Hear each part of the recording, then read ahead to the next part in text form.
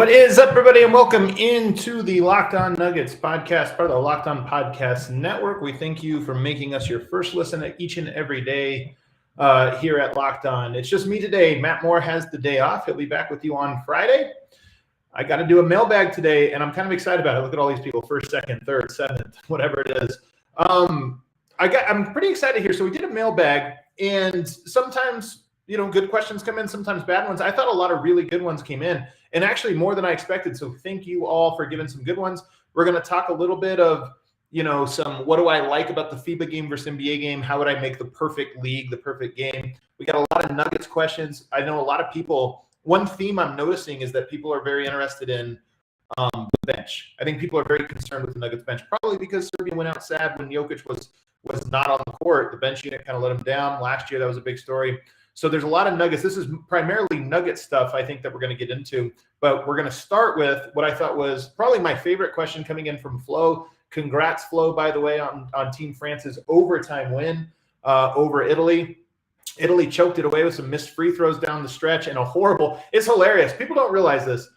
That Italy would have won in regulation had they not flopped. There was an egregious flop attempt in the final 90 seconds. Referees rightfully called it, and it gave a free throw. The game ends up going into overtime. I love it. So the question that Flo asked me is, now that you dove into Eurobasket, if you were to create a new basketball league, what would you keep from FIBA and from the NBA? And this is a great question because to me, neither league, the FIBA rules nor the NBA rules are perfect. They both have things in them that I absolutely hate, and they have things in them that I absolutely love. Number one, I would absolutely keep the restrictions on timeouts.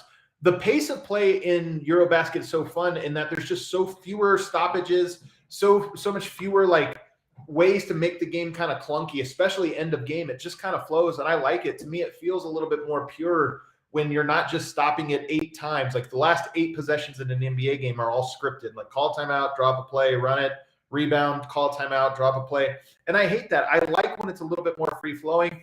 FIBA does a really good job of that. I like actually that was number 2. The number 1 thing to me would be the physicality.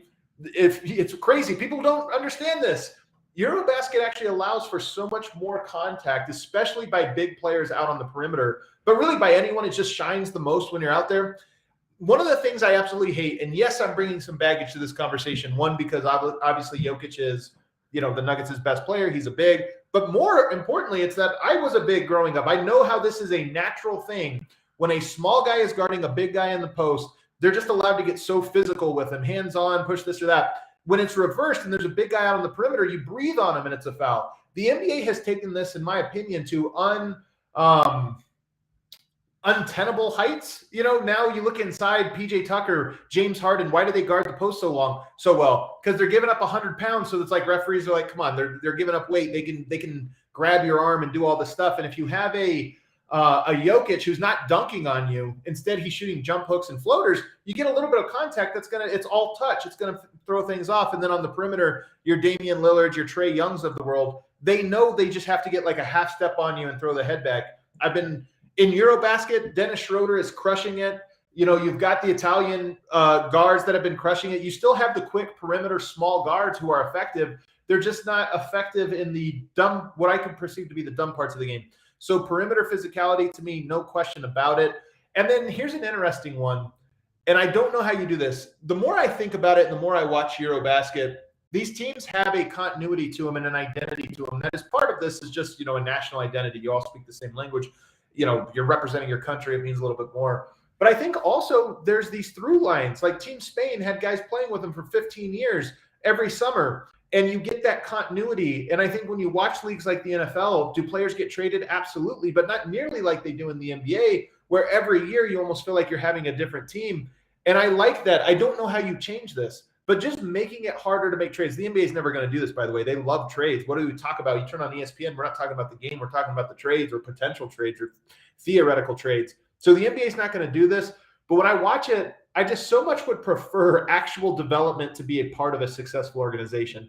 If you get a Malik Beasley in your system, you kind of assume that a Malik Beasley caliber player is going to play for 6-7 different teams over the course of his career. He's always going to be on a team for 2 seasons and then move on. It's just a given. But players like that, to me, are so much more interesting when they're developed specifically for a system And it's like, hey, this is an 8-year arc where we're going to mold. This is what this guy does well. We're going to mold him into the perfect thing of that. And I just like that in the FIBA game. I think you see a lot of that. The NBA has a lot of merits too. The players are just better. They're more athletic. They shoot the ball better. They're more well-rounded, all of this or that. But I think if you just made those 3 changes, some of them are almost cultural, but I mean, you'd have to like legislate them in. I do think it would make the NBA game even better, because I'm not one of these people that thinks like, oh, FIBA, those guys like a total NBA hipster, basketball hipster, where I'm like, they would crush NBA players, this or that. No, the NBA is still the top league. It's still by far, in my opinion, by far the more talented league. But the game is, there's so much more to that the game has to offer that the NBA has lost as more money has come into it, more marketing and all those different things. So I am curious, by the way, with this tournament that the NBA is going to be implementing maybe as early as next season. I'm worried that no one's going to take it seriously. But if you do, there is something to a single elimination tournament that's just so much fun. And I'm hopeful that I don't understand it. I don't understand why they're doing it. I don't understand any of that. But I hope that it's like the play-in, where it's like, hey, this is pretty fun. Do or die games in the middle of a season is actually a pretty cool thing. November in Denmark asks, what soft skills, and he put those in air quotes, could benefit Jokic to become a better leader? Should Jokic take English language lessons to improve his communication, leadership coaching? I love this question because the examples he gives are so far out the box, right? I've talked about this a lot. Jokic is on a path of leadership. He's getting better. In my opinion, he's getting better every year, but he has more to go. There's still a long way. I've said this before, going to Serbia only strengthens it. I did a podcast with Seth Partnow yesterday. I really liked it. To those of you, and I don't know if anybody does this, the people that tune into everything I do, DNVR, Locked On Nuggets, any guest appearance I have, if you follow these things closely enough, even Twitter or whatever, you probably see the evolution of my perspective. Like any natural person, like only because mine are public, you see like every step. You can almost, like a Google Doc, you can go back and look at draft 1, 2, 3, and 4. And something that kind of came to me as I was talking to Seth Partnow, I mean, it'd been in my mind in different forms, but kind of came together as a concept, was this idea of when we're talking about basketball. I know my guy Flo got mad at me a while back. I don't know why he got mad at me, but he got mad at me a while back about calling Serbia or Yugoslavian basketball one of the premier basketball schools. I stand by that take. To me, the Soviets, Yugoslavia, the U.S., they have this very long history that's very interesting. If you look more recently, Spain has a very successful last 20 years, and there's something to that. When you watch Spain advancing in Eurobasket the way that they did, to me, they play the best brand of basketball of anybody in Eurobasket. They don't have the best talent, but they play the best brand.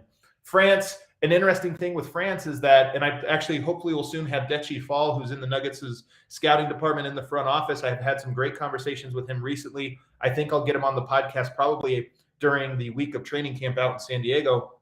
But he had some interesting insights about, hey, what is the French national team doing to be so successful? And one of the things is that they realize they have so many connections to just foreign colonies, obviously language connections, but even some infrastructure things that they still do there with sports.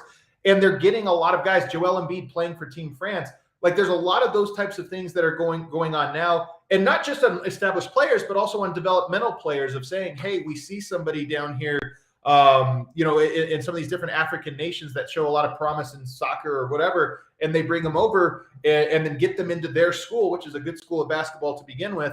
And now you start to get this really great pipeline of players. So I think France is another one. But the reason I bring it up, all these different schools, is, to me, no single school, including the U.S., gets it right. They all have a perspective. They all have something that is like, hey, this is our identity. And I think the culture, the way the culture influences that identity is actually really interesting. Maybe that's just me, but I find it really interesting.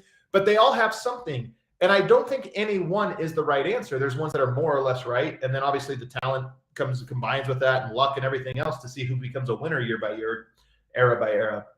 But I think where you really get the most value is when you get the most perspectives. If you can combine, hey, what do they do in Spain really well?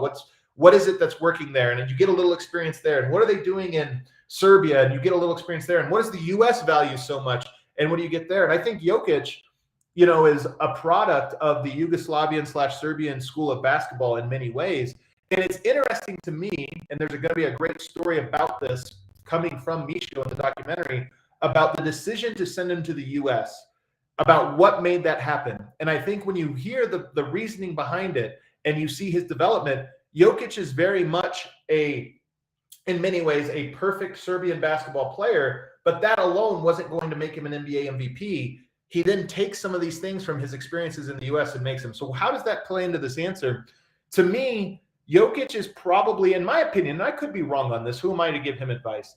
He's probably missing still a little bit of Western/American culture and American influence in his personality, or just in his life experience, that I think would aid him to be a better leader in the NBA. I've always said, I think Jokic could use a few American friends, like people that just, you gain a different perspective when you're immersed more thoroughly in a culture. And I don't know Jokic well enough to say this, and I don't even know if my opinion on this is accurate. It's my opinion. It's my perspective that goes beyond basketball, just about life.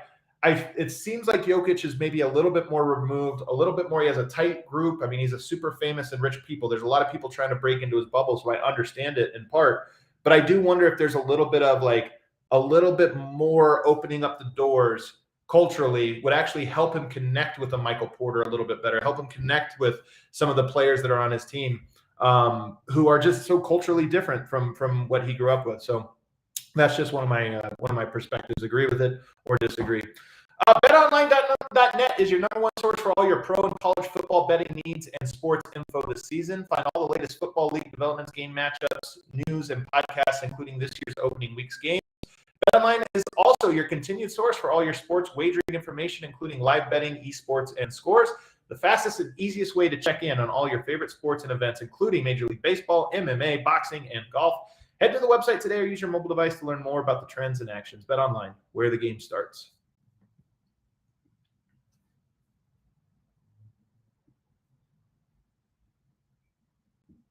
Segment 2 here, Locked On Nuggets podcast, mailbag edition. Brennan Stewart asks, is there a scenario where on the games Jamal rests, Bones stays with the bench to run that unit and get reps there, and Ish or Bruce Brown starts?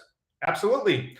I don't know if I would say it's likely, but it's as likely to me as Bones just starting and moving into that starting lineup. There's benefits to both. I want to see Bones play with Jokic. He's very fun. He's very effective. I want to see him play with Michael Porter.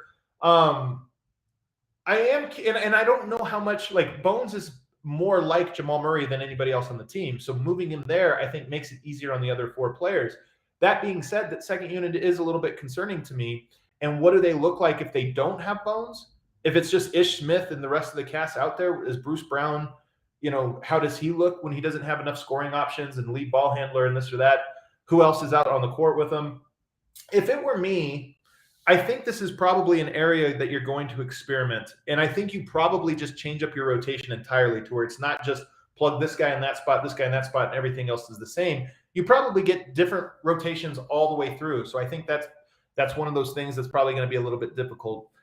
I would like to see Bruce Brown as a point guard, which means to say with no point guard. So Brown and KCP, it's a great defensive lineup. You got Michael Porter there. You got Aaron Gordon, who's another great defender. So three of your best defenders on the court around side Michael Porter and Jokic. I'm very intrigued by that. Is it a viable option? Is it easy to solve? I don't think in the regular season, and that's mostly what it is we're just trying to get through a regular season. I think it probably works okay, and that preserves your bench lineup.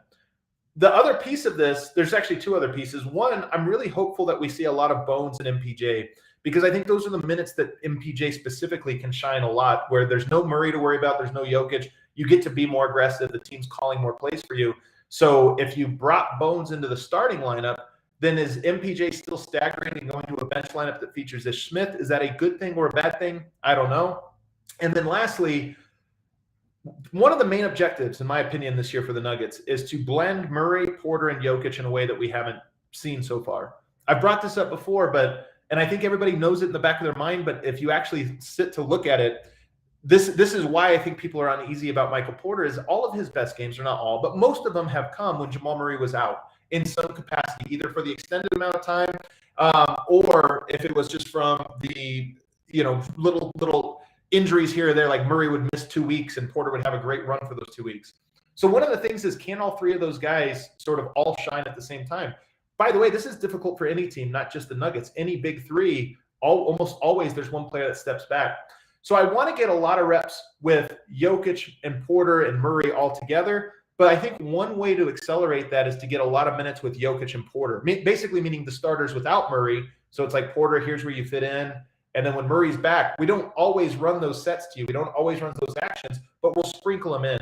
So I think in my head, at least, that's probably the best bet. And if you do that with Bones Highland, maybe it diminishes a little bit. So long way of saying both ways could be possible, but to me, I lean slightly more towards Bones staying with the bench.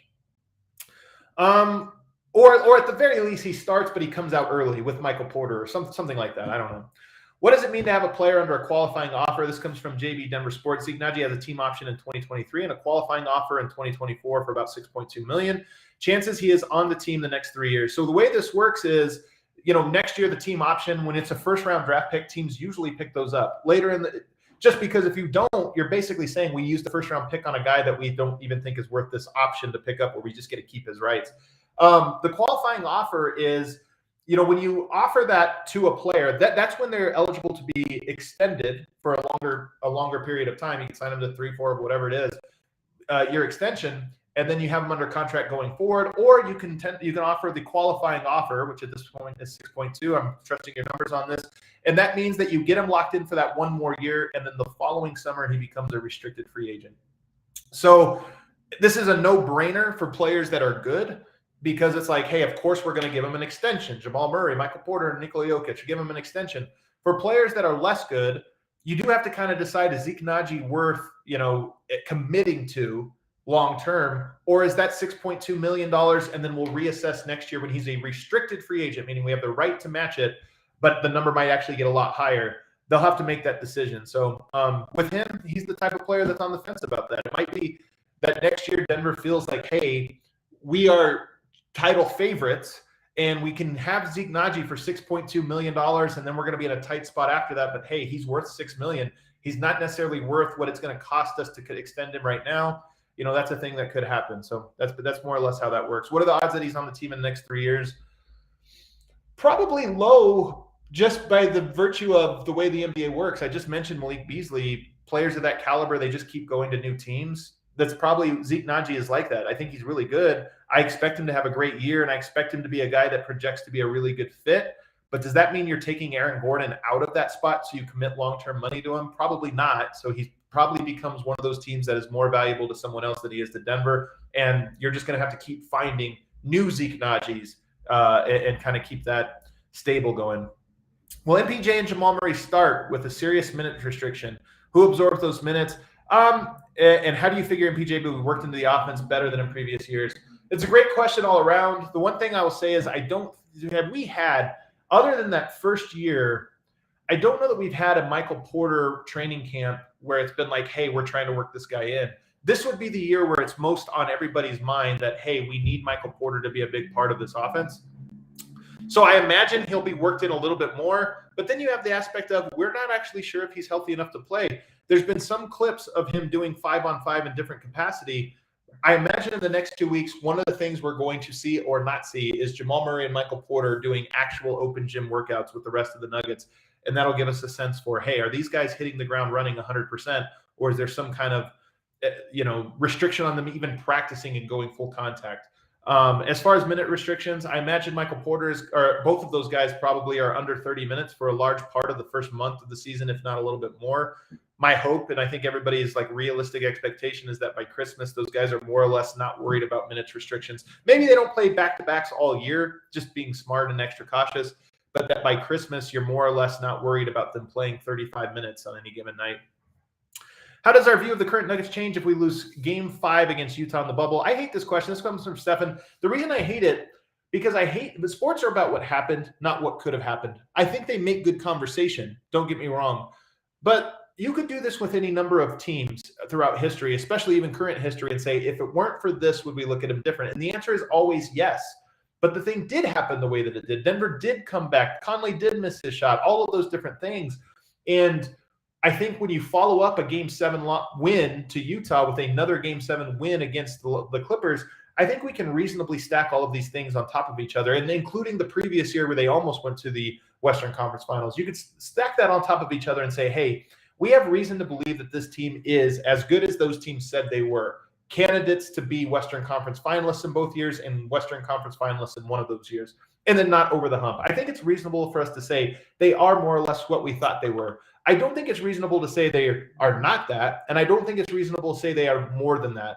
Those things are questionable. We don't know. You can have an opinion, but to say or feel too confident one way or the other, it's been 2 years. What are we supposed to know? But sports are about what happened, not what could have happened. Peter asked, do you think Zeke has the size to be a full-time backup 5 yet, or is he better playing the wing? I like the idea of him as a small ball 5 a lot. I think everybody likes the idea of it. The question is, can he rebound and can he guard inside? Zeke has been a more impressive, to me at least, more impressive perimeter player than interior player, both ways, defensively and offensively. And I have to imagine a part of why he's beefing up this offseason is because he wants to be better interior while not losing any of that exterior. So if he can play the 5, there's probably also a little bit of this from just saying, hey, Jeff Green is still here. He's still a big part of that. He's most likely a 4-5 hybrid, but mostly a 4. So that leaves a vacancy at 5 where you can plug right in. If it works at 5, it's a lot easier for Zeke Naji to play a lot of minutes this year. If he's a 4, Jeff Green, they're starting to compete a little bit. So I think his personal hope is that he can do that. My expectation, I just don't have a ton of faith in his rebounding. I love him as a 4. I'm skeptical. I shouldn't say skeptical. I'm neither skeptical nor optimistic. I'm he is as a 5 this year, but we just haven't seen it for me to say like, oh, I think he's going to be great at it. And what are your hopes for Bruce Brown this season? He's one of those players I have pretty high hopes because he's a pivotal piece. Bruce Brown, we haven't talked a whole lot about, in part because his game is so unique, and I think we're most excited about how he fits with Jokic. How much does he play with Jokic is to be determined. The one thing I will say is, especially you watch Serbia go out a little bit sad to Team Italy, and what did Team Italy do? They had small, quick guards that could shoot the ball, and they broke down that pick and roll, that first line of defense, and then, of course, made it difficult on Jokic, made life difficult. Bruce Brown is one of the best pick-and-roll defending guards in the league. You've got Kentavious Caldwell-Pope and Jamal Murray. Those are all 3 guys you didn't have last year. Is it enough? I'm not going to lie to you guys. I'm a little concerned with how much Team Serbia struggled against that, and Jokic obviously in particular struggled against that. And I thought Serbia did a way better job than Denver does at recovering behind it. Like they were throwing, multiple defensive rotations, and then Italy was better than most NBA teams at making the extra pass. But I'm not going to lie that I'm a little concerned of, hey, what's it going to take? Now, Serbia didn't have great perimeter defense, and especially in that game, I thought guys did not step up, but they didn't have great perimeter containment. Is Bruce Brown, KCP, Jamal Murray enough? If you ask me what's my hope for Bruce Brown, that's my only hope, is that the answer to that question is yes. And when push comes to shove in a playoff series, when you have to go through Devin Booker and Chris Paul and Damian Lillard and Steph Curry and all the other guards that are out there in the Western Conference, when push comes to shove, the answer to that question is yes, because Bruce Brown is playing a lot of minutes and he's making a huge defensive impact. Let's see what else we got here.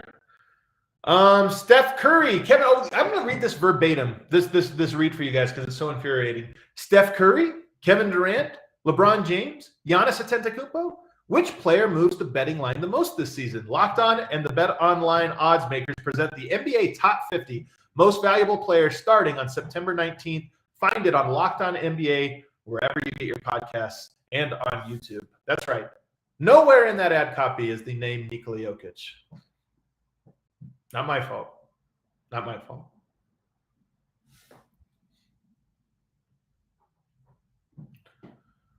All right, third segment, final segment here. Nick Heheman asks, who is a really good team out west that you think the Nuggets could actually fare well against in a playoff series?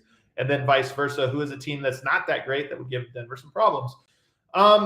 I think the team out west that, to me, Denver probably matches up just a little bit better than most against is probably the LA Clippers.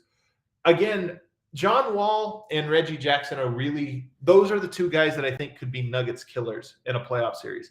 But I think it would be very difficult for the Clippers to fully go away from Kawhi Leonard and Paul George, who Denver is, I think, in my opinion, more prepared to defend and go against. And then you've got, Ivica Zubac in there, who Jokic has had some success with, and not a lot behind. So to me, that's a team that I look at and I go, Denver might actually make them look bad in a series. I think it's possible in a way that would probably surprise some people.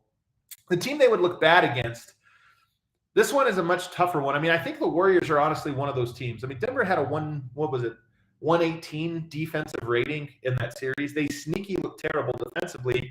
Golden State obviously punished them, and Denver didn't have all their guys. But when Denver has all their guys, does it actually help against Steph Curry and Jordan Poole and Klay Thompson?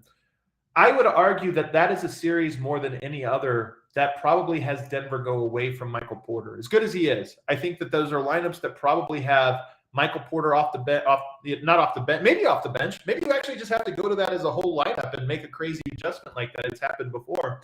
But to me, you're going to win that one through Jamal Murray and Nikola Jokic on offense, and defensively, KCP, Bruce Brown, and Aaron Gordon. And you're just going to have to be extremely switchy off ball, locked in off ball, connected.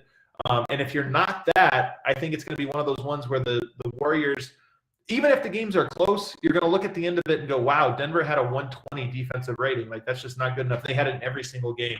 So the Warriors a sneaky good pick? Probably not. We've seen Oklahoma City give Denver problems. I don't think they'll be a playoff team, but we've seen that. Just, again, Shea's very good, so maybe there's something there. And then I am interested in Minnesota just because they have the Twin Towers lineup. So playing with them or something like that, I think would be a little nerve-wracking, even if it might be a very easy matchup. Denver. I don't know. There's just too much variance in that one. Dave asks, how have things changed for the Nuggets since the director of sports science and rehab, Matt Tuttle, left the team? I honestly can't answer that for you. That's the curtain question that I don't really have enough information on.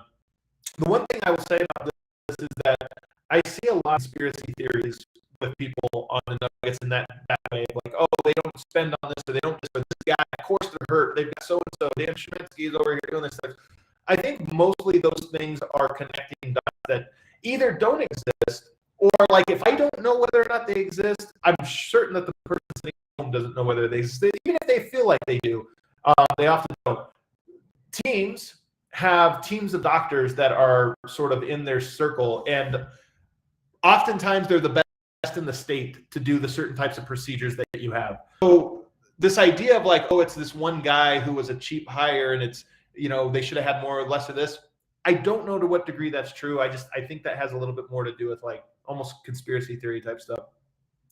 Koza asked, and this is a common question, could the Nuggets benefit from changing Jokic rotation the first 6 minutes of first and third, playing almost in second and fourth? It's an interesting theory. I don't love it as much in the first half. I get the idea that you'd want to keep the first half and second half somewhat mirroring each other. I definitely like it for the fourth. Closing the third versus starting the fourth or midway through the fourth, what's more important? We've seen so many times when the end of a third quarter can really cause momentum going into the fourth, and I think that's Michael Malone's philosophy with Jokic. We want to end the third quarters well so that we have momentum going into the fourth, and then when he comes back in with 6 or 7 minutes left, you know, that's enough time. I probably would tilt that scale just a little bit and try to bring him in more in the 8-minute range, just because the endings oftentimes are really slow. There's free throws, there's fouls, there's stoppages, there's timeouts. So to me, 8 minutes in the fourth oftentimes is like not that strenuous. I would like to see that it take a complete overhaul for it, and I don't expect it. My hunch is the one piece of this equation that stays the exact same is Nikola Jokic's minutes. How would you project the Nuggets as players in terms of defensive player of the game change earned? I don't know what I would say realistic. By the way, this comes from Ray. Keep the chat, Ray. How would I project it? I don't know. I'll just tell you my wish. My wish would be for Aaron Gordon to win the lion's share of these. To me, that is the most Aaron Gordon becoming a true elite lockdown defender to where he's all season long in the defensive player of the year conversation, to me would be the biggest win. It sounds like that's what he wants. You know, him talking about I need to get a better IQ or whatever. To me, him winning that more often than not would just be huge for the Nuggets, and I think there's a great chance of it. KCP's defense is interesting because I think he's really a really good defender, but defensive player of the game usually is like a big play, like, oh, that he had that big block or big steal and clutch. And I almost wonder if Bruce Brown will get more of those types of things than KCP will. Those 3 guys to me will earn a majority of them, with a dark horse candidate being maybe Zeke Naji. Who knows? I don't know who else will really be a candidate for too many of those. Like Murray, Porter, Jokic will get a few here or there, but I don't know if they're going to be getting a ton of them. So we'll have to wait and see. Serbia, this comes from Nino Hingwin. He says, Serbia Nuggets' weakness is the non-Jokic minutes. What do you think is the best Nuggets non-Jokic lineup for regular season and playoffs? Playoffs, no question. Bruce Brown. Actually, non-Jokic lineup. Man, that's a really good question. I'm just so in on this idea, and maybe it's just because it's in my head and it's not necessarily an accurate one, but I'm so in on this idea of Bones, a player that unlocks Michael Porter. To me, it would be such a great story. It'd be so huge if you basically have the Murray Jokic lineup and you have the Bones Porter lineup, and then you blend all of that together at certain moments, but you kind of have these two different things. To me, that would be the best. Is it a great playoff lineup, though, when you're already starting from behind? I don't know. But I'll go ahead and say that. Bones, Porter, we'll go with KCP and Bruce Brown at your 2-3. And then I guess that leaves Zeke Naji as your 5. Don't necessarily love it, but I think it's a pretty good one mixing offense and defense. So maybe that's it. I like this one too. Same guy, Nino, asking, with the current roster, the Nuggets implement low and methodical starters but a running gun bench, a la 2010, Chauncey and Ty's contrasting style. Great question. I love this one. And my hunch is yes. I think one of the things that was lacking last year, I talked about this a little bit, I think, over at the end there, but one of the things that was lacking from the Nuggets with their bench over the last couple of years is identity. And that's definitely, again, if I could pick an identity, it would be Bones and MPJ, with MPJ being the stagger guy, of course, playing those minutes, and run and gun. You play with Bones, you get out a little bit quicker, you're a little bit smaller, but you're just like running and wearing teams down, so much so that the starters have to come back in, and now they're running. And so when Denver starters come back in, they're playing against a little bit of a fatigued team. To me, that would be a great recipe for regular season success, and maybe even a great recipe for playoff success. Let's see here. Dylan asks, how much more do you think Jokic needs to step up leadership-wise? I talked about that earlier. It's still more.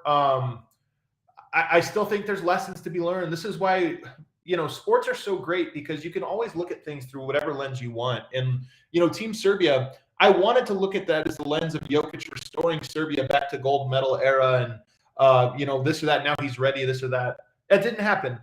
There is something to say for, hey, what if, though, this was another lesson and you could look at it and say, where do I go from here? And one of the things I will say is Jokic thrives to me off of very focused, serious, no frill style leadership. To me, there isn't an emotional aspect to sports. This is what Pat Beverly brings. He's like crazy person, but he's always going to have that. And I wonder if Jokic, not necessarily becoming something that he's not, but understanding whose role it is to stoke those and encouraging guys to say hey, we need the emotional pick-me-up, Bones. Hey, do that.